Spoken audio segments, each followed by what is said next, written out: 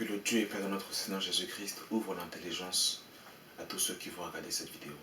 Les services dans les bâtiments d'église. Alors c'est vraiment un cri. J'aimerais encore aujourd'hui interpeller les saints, les chrétiens du monde entier, afin que véritablement ils ouvrent leurs yeux sur les temps de la fin, sur ce que nous voyons dans beaucoup de nos assemblées, afin que véritablement nous puissions servir le Dieu vivant et véritable, selon les Écritures et non selon les hommes. Alors aujourd'hui, beaucoup de faux apôtres, de faux prophètes se sont levés, se sont introduits dans la maison du Seigneur, dans la bergerie, et ont captivé, ont kidnappé les brebis du Seigneur pour les ramener et les enfermer dans des églises de maison, dans des églises qui sont dans les maisons, ou pour les enfermer dans des bâtiments, pour prendre le nom du Seigneur, prendre les Écritures, en leur faisant croire qu'ils servent le Seigneur, alors qu'ils ne servent pas le Seigneur. Ils sont en train de servir les hommes, ils sont en train de servir comme des esclaves, comme les esclaves qui servaient Pharaon. Ils sont en train de servir les hommes, mais ils ne servent pas Dieu. Bien-aimé dans le Seigneur, mon frère, ma soeur, tu dois comprendre une chose. Servir Dieu, ce n'est pas aller dans un bâtiment qu'on appelle église, avec une pancarte où il y a un nom qui est écrit avec la photo de l'homme de Dieu et de sa femme, qui sont assis sur deux trônes très élevés, papa prophète et maman prophétesse, Paul et Paulette, Pierre et Pierrette. Tu dois comprendre, mon frère, ma soeur, que servir Dieu, ce n'est pas être H24 présent dans ton bâtiment d'église, où tu es en train de balayer ton assemblée, où tu es en train de faire de la répétition, en train de répéter la chorale le samedi, pour répéter ces mêmes cantiques le dimanche, sans être inspiré par le Saint-Esprit, en prenant du sirop pour avoir une belle voix, une voix éloquente, afin de séduire les gens le dimanche. Tu dois comprendre, mon frère, ma soeur, que servir Dieu, ce n'est pas être présent dans ton bâtiment d'église. Servir Dieu, c'est inviter le Seigneur Jésus-Christ à faire sa demeure dans ton cœur. Servir Dieu, c'est obéir aux commandements, aux préceptes qui sont dans la parole de Dieu, dans les Écritures. Beaucoup de chrétiens sont fidèles à leur bâtiment d'église, mais ils ont rejeté la parole de Dieu, ils ont mis la parole de Dieu de côté. Et moi, je suis étonné de voir que des chrétiens glorifient le Seigneur, louent, exaltent le nom du Seigneur, mais bafouillent sa parole, prennent sa parole comme étant, comment dire, je ne sais pas, je dirais même du papier toilette. Parce que la parole de Dieu aujourd'hui est tellement méprisée par les chrétiens qu'on nous traite de religieux, on nous traite de pharisiens. Lorsque nous prenons les Écritures et que nous interpellons les chrétiens à dire, en disant aux chrétiens que ce que vous faites, ce que nous faisons, ce n'est pas conforme à la parole. Revenons à la Bible, revenons aux Saintes Écritures. On nous prend pour des pharisiens, on nous prend pour des hérétiques, on nous prend pour des religieux. Voilà le chrétien aujourd'hui qui est le courraide et qui passe son temps dans les bâtiments d'église en train de jouer de la batterie, jouer de la guitare, jouer du synthé, chanter, louer, intercéder, chasser les démons en mettant la parole de Dieu de côté. Bien-aimés dans le Seigneur, je vous dis la vérité, beaucoup seront choqués à la dernière trompette. Lorsque le son de la trompette va retentir, beaucoup de chrétiens vont être scandalisés, vont être choqués de se retrouver pour l'éternité dans la géhenne, dans le lac de feu. Là, il y aura des pleurs et des grincements de dents. Parce qu'ils ont mis la parole de Dieu de côté au profit de suivre les exigences qui sont dans la parole de Dieu, qui sont dans les Saintes Écritures. Aujourd'hui, lorsque nous voyons par exemple la jeunesse aujourd'hui, il y a un jour où la jeunesse a un jour spécifique où il doit venir. On va leur mettre de la pommade, on va prendre quelques passages. Il n'y a pas de différence avec l'église catholique. C'est comme si en fait on était au catéchisme. On va en fait parler de la parole, on va prendre un verset ici là, sans dire à ces jeunes que si ils sont dans la publicité et s'ils ne se repentent pas et qu'ils meurent comme ça, ils iront en enfer. On ne va pas leur parler du respect, de la révérence qu'ils doivent avoir vis-à-vis de leurs parents. On ne va pas leur parler de la tenue vestimentaire que les jeunes doivent avoir. On ne va pas parler justement de la sainteté de Dieu, que sans la sanctification, personne ne verra le Seigneur. On ne va pas parler de la relation que le chrétien doit avoir et cultiver avec le Seigneur. Mais on va pousser ces jeunes à avoir une relation avec l'homme de Dieu, le pasteur. Voilà ce que nous voyons dans beaucoup d'assemblées. Alors on voit tous ces jeunes qui sortent du monde et qui respirent encore le monde dans ces assemblées, en train de chanter et de danser sur des instruments du monde. On prend les instrumentales du monde, on met la musique du Seigneur et on commence à danser dessus. Voilà la jeunesse chrétienne. Une jeunesse complètement paganisée, où on va faire des sorties entre chrétiens, on va faire du basket entre jeunes, on va faire du football entre jeunes. Mais on ne va pas se concentrer sur la parole de Dieu. On ne va pas chercher les réalités du royaume. On ne va pas aller prêcher la bonne nouvelle dehors. Mais on va justement rester se contenter entre nous, entre jeunes chrétiens. Voilà. Jeunes chrétiens, jeunes mannequins du Seigneur. Voilà. Voilà un peu comment ce que la jeunesse aujourd'hui elle est. Et c'est complètement terrible, c'est la catastrophe. On ne présente pas l'évangile véritable aux chrétiens.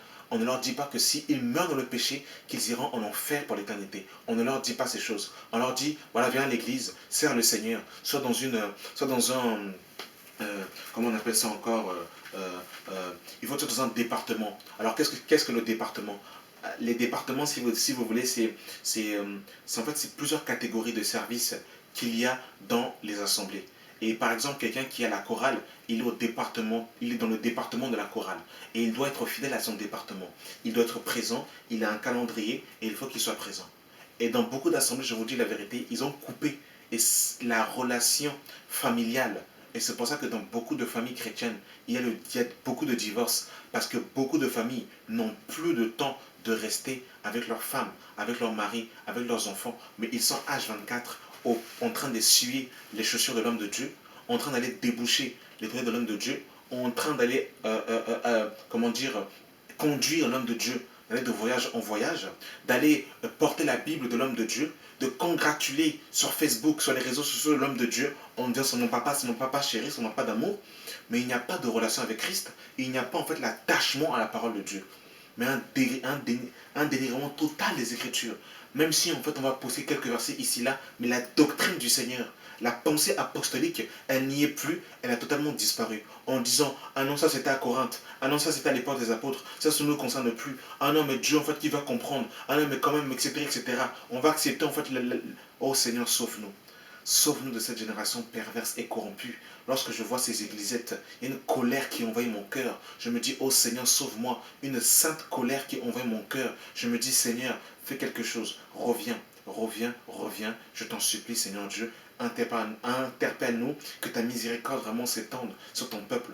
Je t'en supplie, avant que tu reviennes, fais quelque chose. Voilà ce que nous voyons aujourd'hui, malheureusement, nous, chrétiens, enfants de Dieu. C'est terrible, c'est la confusion, c'est la cacophonie. Il faut que nous sortons de la séduction. Il faut que nous sortons de Babylone, chrétiens, enfants de Dieu. Il faut que nous sortons de ces fédérations, de ces systèmes des hommes, où les hommes nous ferment la porte au royaume des cieux, où on ne s'attache plus à la parole de Dieu, mais on s'attache en fait aux traditions des hommes. C'est ce que Jésus dira aux pharisiens dans Matthieu chapitre 15. Vous avez annulé la parole au profit de vos traditions. Je vous dis la vérité, c'est devenu, oh Seigneur de gloire. Les gens en fait s'habillent comme s'ils allaient en fait, c'était Miss Monde. Les gens, en fait, tous les dimanches, il faut qu'ils sortent leur dernière chemise, leur dernier costume et cravate, et qu'ils soient le plus beau, la plus belle. Et en fait, il y a la convoitise, ça sent le péché, il y a le monde, il y a la paganisation, la musique du monde, la chair, des divorces sans précédent, sans calamité, des choses complètement terribles que nous voyons dans les assemblées, avec un seul homme, un seul pasteur à la tête d'une église locale. C'est lui qui gère tout, c'est lui qui dirige tout. Moi, je ne comprends pas en fait. Que Dieu nous aide, que Dieu nous sauve. C'est vraiment terrible lorsque nous voyons ces choses. Et les chrétiens qui sont tellement en fait aveuglés, qui sont tellement dans une idolâtrie. Oh Seigneur, sauve-nous. Nous sommes dans Exode chapitre 18, le verset 13.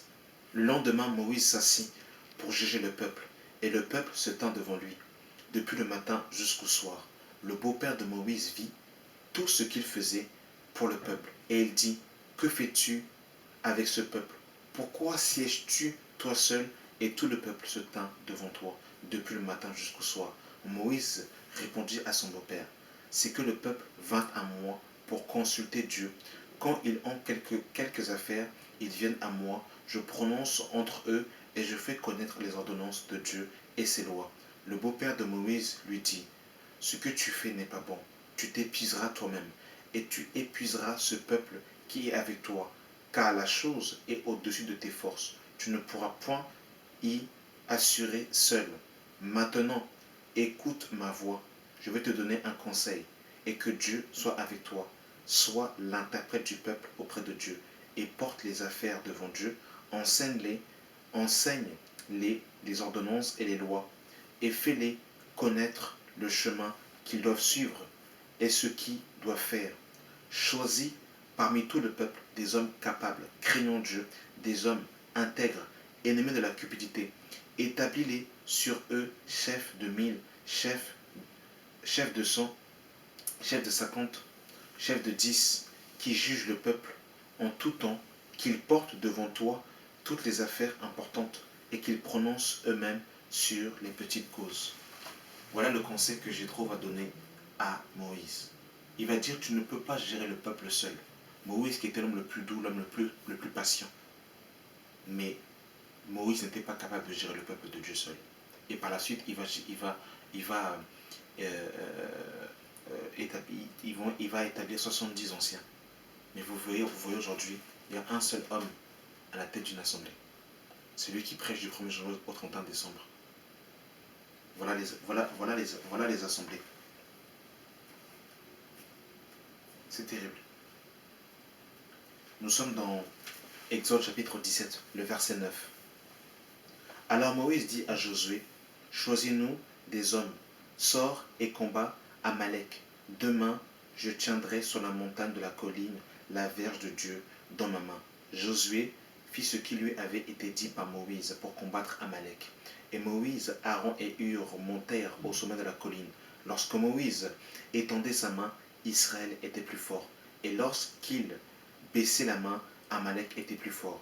Les mains de Moïse étant fatiguées, ils prirent une pierre et la plaça sous lui. Et il s'assit dessus. Aaron et Hur soutenèrent ses mains l'un d'un côté et l'autre de l'autre. Et ses mains restaient fermes jusqu'au coucher du soleil. Et Josué vaincut Amalek et son peuple et au tranchant de l'épée. Voyez-vous bien cette image, Moïse, qui tenait la verge du Seigneur, n'avait pas la capacité de pouvoir tenir la verge seul. Il a mis une pierre sur lui. Cette pierre est l'image de la pierre angulaire, qui est Jésus-Christ, qui est le rocher, qui est le roc. Il s'est assis, il s'est mis sur cette pierre.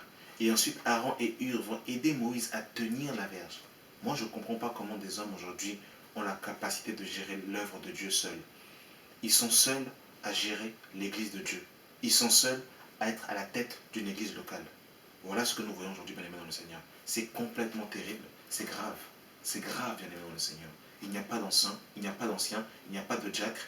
Aucun frère n'a la grâce d'enseigner et ils sont seuls. Ils n'ont pas ce cœur, justement, de faire sortir le potentiel qui est dans les frères pour ceux qui sont appelés à l'enseignement, mais ils veulent en fait, ils sont comme en fait les présidents africains qui en fait à chaque fois que leur mandat se termine, ils veulent en fait se représenter et quand ils voient en fait qu'il y a une personne qui va être élue par le peuple, du moins en fait quand c'est l'œuvre de Dieu, c'est Dieu qui choisit, ben, ils vont tout faire pour le tuer afin de rester au pouvoir et de ne pas partager leur trône.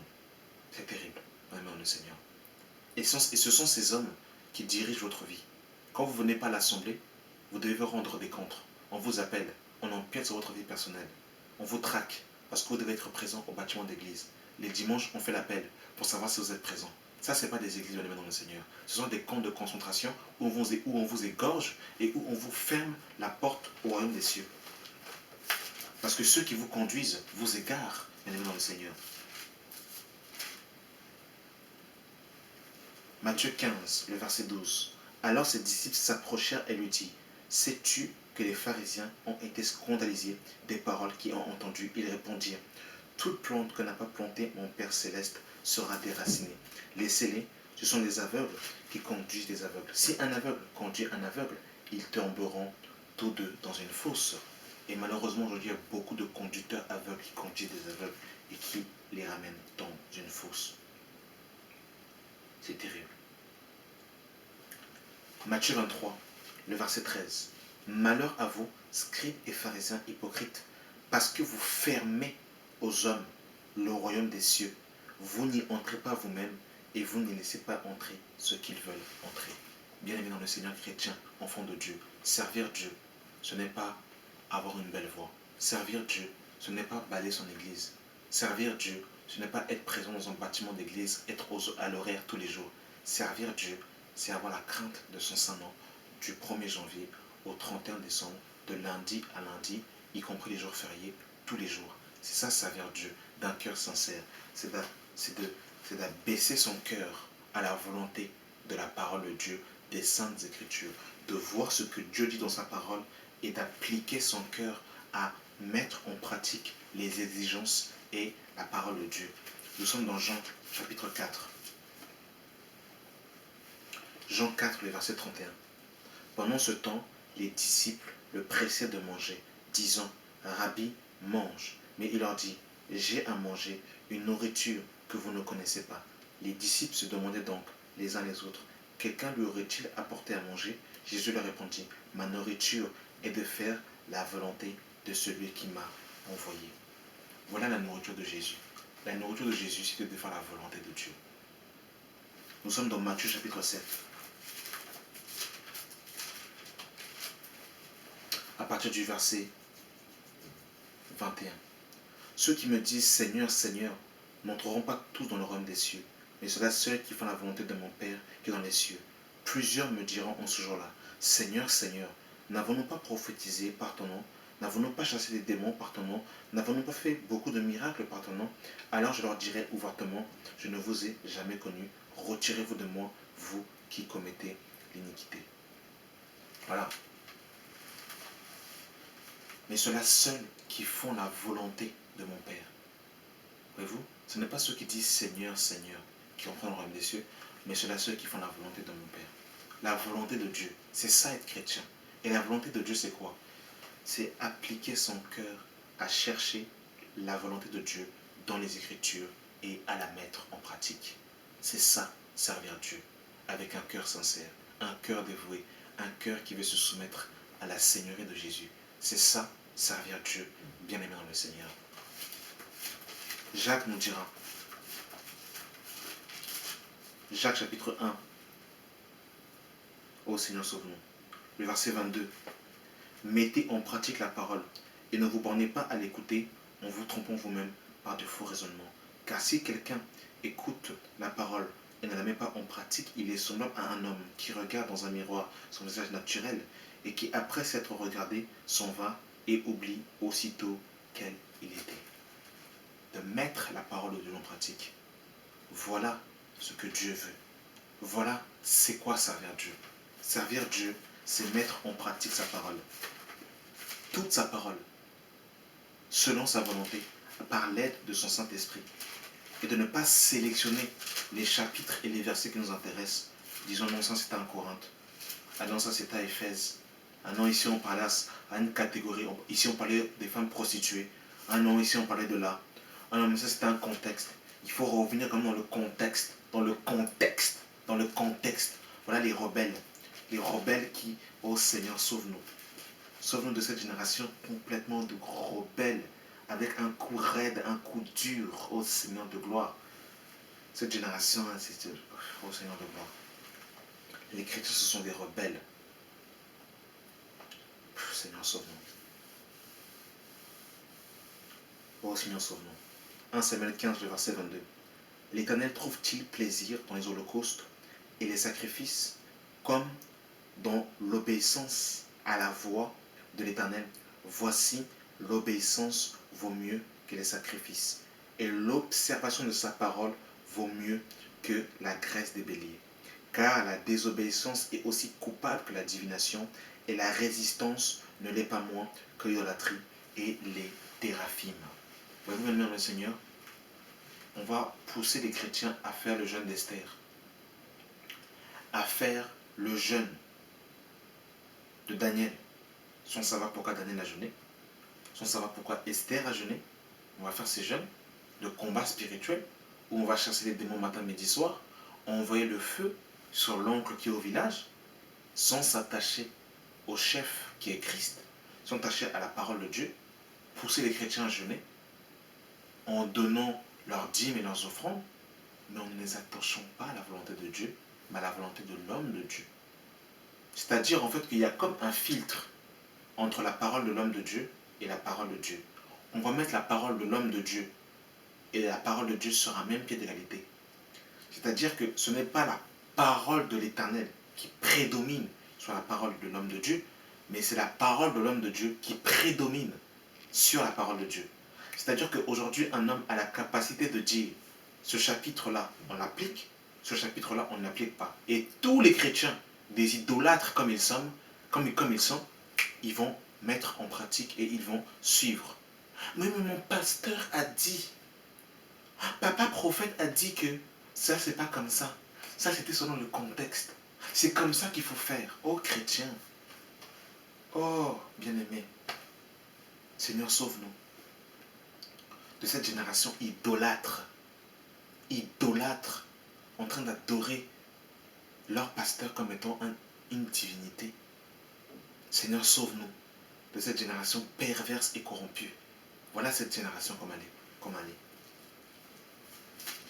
Je terminerai par un dernier passage.